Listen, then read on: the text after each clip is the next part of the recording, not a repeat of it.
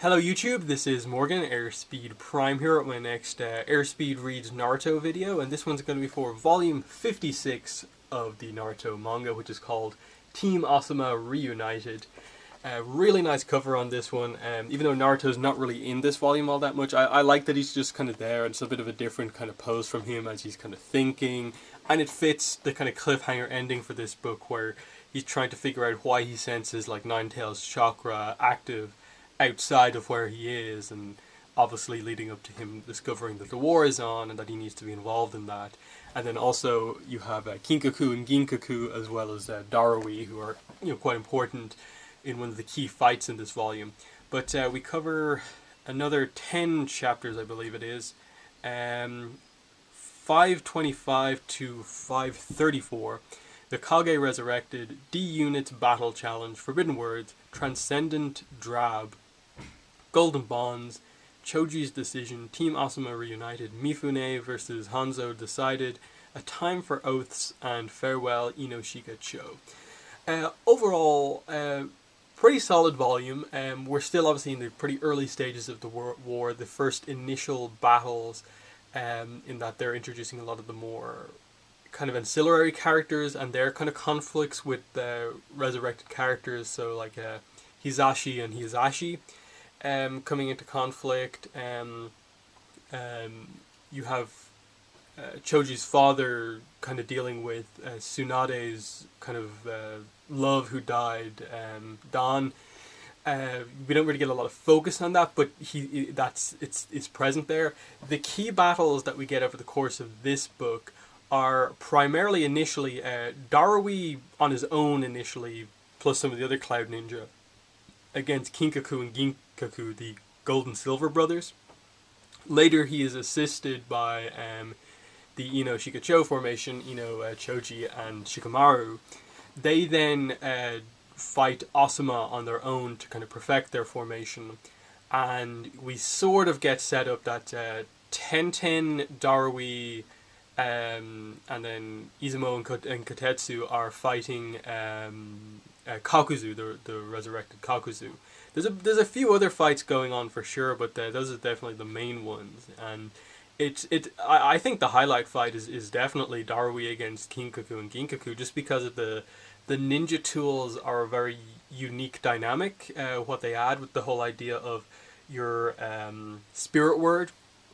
The word that you've said the most over the course of your life, and these tools being able to make it known what that word is, place a curse on it, and then if you say that word, you get sucked into the kind of capture jar, and it creates this interesting dynamic because, for the most part, you have the Gold and Silver brothers fighting characters who speak a lot during battle and have these kind of character quirks where they say something a lot of the time. So you have the guy who keeps saying hot a lot, and he just is completely oblivious to the fact that he happens to say hot a lot, and he immediately gets sucked in to demonstrate the technique.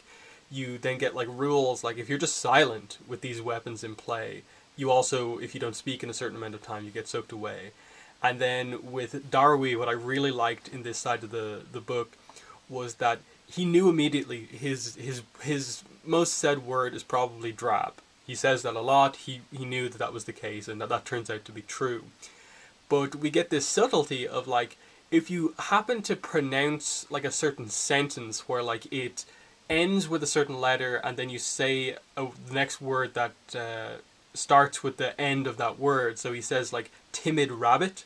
So D or A B is at the end of timid, the D, and then rabbit obviously has or A B, drab. So he ends up kind of inadvertently saying it because of the way he pronounces that, and gets sucked in. But as he's getting sucked in, he apologizes to everyone for making this mistake, and by saying sorry a bunch of times. And this actually changes what his overall most said word is from drab to sorry. And it's this big shocking reveal that like, how is this even possible that someone managed to, in that moment, change what their most said word is and avoid being captured. It's a weird dynamic here with the whole word kind of thing going on here, but I think it works really well because then when Darui manages to turn the tables on them and guess what their words are. It's obviously basically each other's name. Kinkaku and Ginkaku calling out for each other because they're such a team. So that was interesting how they're ultimately sealed away. That when one of them gets sealed away, the other goes into Ninetales mode, because we get the explanation on these guys that this story, as the Raikage tells us, is that they basically fought the second Hokage and the second Raikage and basically left the second Hokage on the verge of death. And what happened was that after that they tried to basically defeat the Ninetales, but ended up getting eaten by the Ninetales. But they managed to survive inside the Ninetales by basically eating his stomach lining. And so they have this kind of connection with the Ninetales in that they become like sort of Jinchurikis of the Ninetales, because they are the first known people to have survived actually eating a part of the Ninetales and having that chakra basically become part of themselves. So they're not like full powered Jinchuriki, but they can basically go into, you know, the like Ninetale mode more or less. Not quite Naruto's Ninetales mode that he has now, but the one where the fox basically takes over you more or less. And we see him go into that mode, but he eventually also gets sealed away after the Shigacho formation comes in. And this is definitely, like, for the second half of the book, the kind of key aspect as Shikamaru, Ino, and Choji come in. But with the Darui, I'll definitely note that given that he later becomes the next Raikage, I actually really like him as a character. I wish we'd got a little bit more time to know him. But especially like the English dub of the show, I've always liked the voice actor that they got for this guy and the kind of general attitude that he portrays. I like that he is, as he says, basically the Raikage's right-hand man. That I like that moment of just, like, he apologizes to the Raikage, like, I meant to be the one to protect you, but I wasn't there to protect your hand that got cut off. But he says, like, no, my left hand may be gone, but I have two right hands. This one and you. And it's just this confidence that he has in him. And I think at the end, like, there's a kind of joke of like, why don't you have a C as well? You have a B, why don't you have a C as well and make that me? And they kind of more or less agree to make him the like unofficial C of the Raikage obviously being A, Killer B, and Darui being C, and then his name being B. So the whole alphabet thing is definitely pretty interesting. But yeah, that plus the fact that he has that KK Genkai storm style, and the way he uses it is like lasers. I think that's such a cool power that he has. It's really precise, and he's a real kind of power fighter. The way he uses the really cool lightning techniques as well. Lightning style Black Panther. I think he has a very kind of stylish ninjutsu. So he's definitely a character I'd love to see fight a bit more. But I think this is definitely his key showcase within the show. And the manga, but definitely some nice moments with him to get to know him, kind of justifying, I suppose, why he was made the commander of one of the units for the Allied Shinobi forces.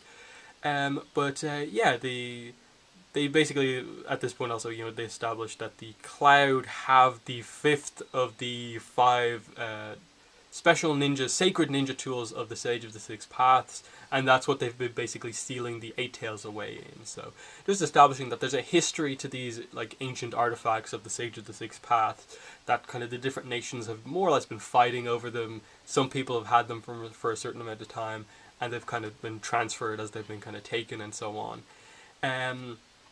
But yeah, we get the arrival of Izumo and Kotetsu to fight Kakuzu, who begins to fight. Tenten is basically already there. She picks up the fan ninja tool that basically allows you to use any of the elemental styles of ninjutsu.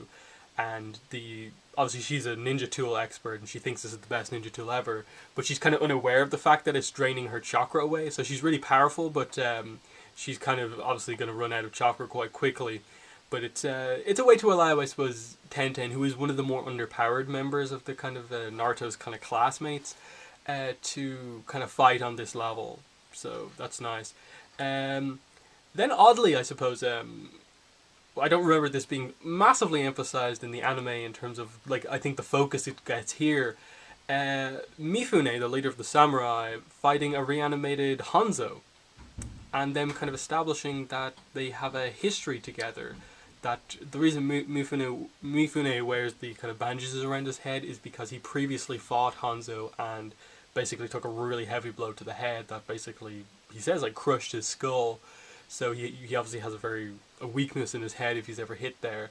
Um, but I like the fight. I like that they delve into Mifune and they don't just kind of leave him out to the side as like the samurai. I still think in Naruto the samurai are kind of a little bit undefined as to like what they're really meant to be. They're just this kind of alternate group to ninjas who have their own kind of creed that's sort of similar to ninjas and that they can get on with them at times, but they obviously have been rivals in the past. I think I think there was definitely a need to explain samurai a little bit more, but it is what it is.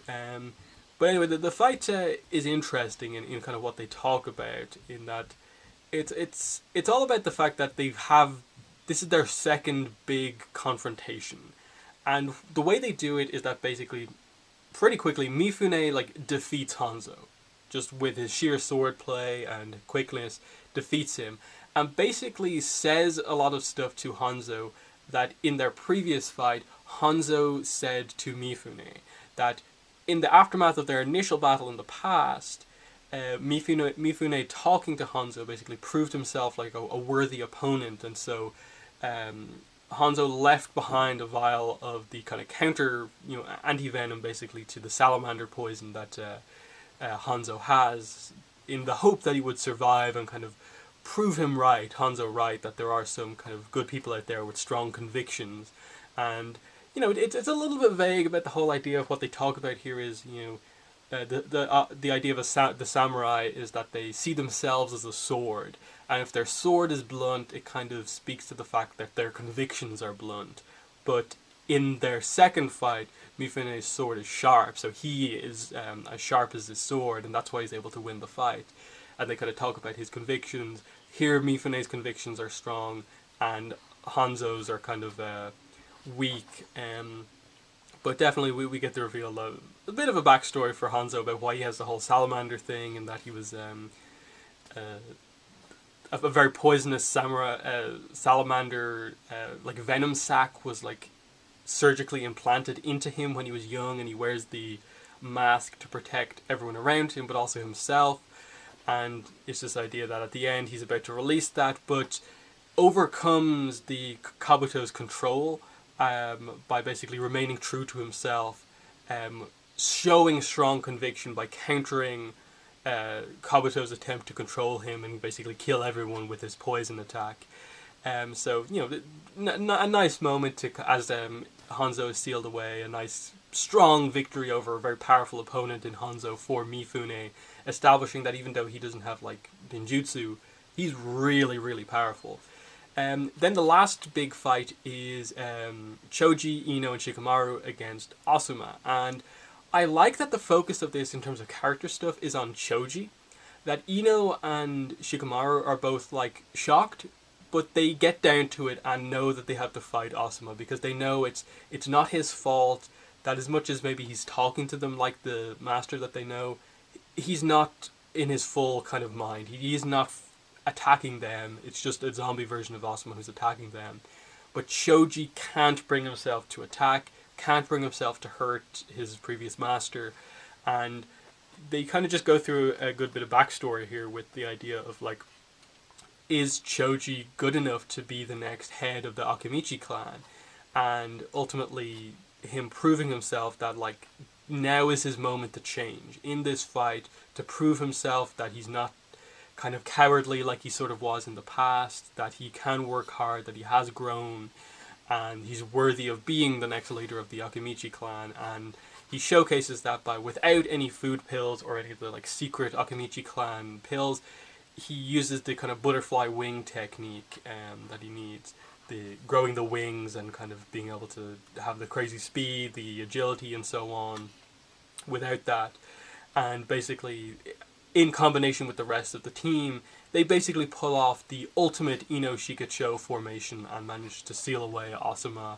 And he, as a final thing to them, just says, "I have nothing left to say to you three. Your Ino Shikacho formation is complete." And it's just a kind of nice emotional moment as we kind of end it. The last scene, the cliffhanger ending for the volume, is that Naruto senses Kinkaku and Ginkaku, and then realizes he kind of needs to get out off this island and figure out what's going on, why he senses Ninetales chakra elsewhere. And he basically tricks Killer Bee, like, oh, I gotta go toilet, runs out, and it's revealed that they have a counter plan to basically counter the fact that in case Naruto escapes, Tsunade has organized someone to come and keep Naruto there, and as Naruto is on his way out, he's encountered by a good group of shinobi, but the most notable one there is Iruka, who we haven't seen in a pretty long time. I suppose it's not that long ago. He was involved to a degree in the Pain arc a little bit, but you know, seeing him here, I suppose, as more of on a mission primarily here to keep Naruto here, this is a notable one, because obviously this is Naruto after having met his father, after having met his mother. Now here's his kind of father figure character here to basically stop him from entering the war. So how is this confrontation going to go? What's this going to be about? Is Iruka's influence on Naruto going to get through to him, or will Naruto kind of know that he's needed in the war? And how exactly that reveal will come out is going to be interesting. But yeah, that's volume 56 of Naruto. Definitely really solid. I think the Darui Kinkaku Ginkaku fight is probably one of those kind of ones that maybe people don't think about, but like I'd almost say like that for me takes it's probably in consideration for one of my favorite fights in Naruto, just because it's so unique. And then I think Darui is a really cool fighter in Naruto. But yeah, definitely some really notable moments. Choji gets a nice chance to shine. Darui, of course. Mifune Hanzo is actually surprisingly good. So, you know, it's not the big stuff. Naruto hasn't entered the war. Sasuke hasn't entered the war. The plot still is to properly come into play. We haven't seen Obito, Tobi, Obito, Madara in a while. So, you know, the big stuff still has to happen. But I like this kind of early setup of the war. But yeah, that's been volume 56, and hopefully I'll, you know, increase the schedule on these. You know, we've only got 16 more volumes to go after this, so we're getting towards the end of Naruto. So I'll definitely finish this sooner rather than later. But that's been the video for today. Thanks for watching, and bye.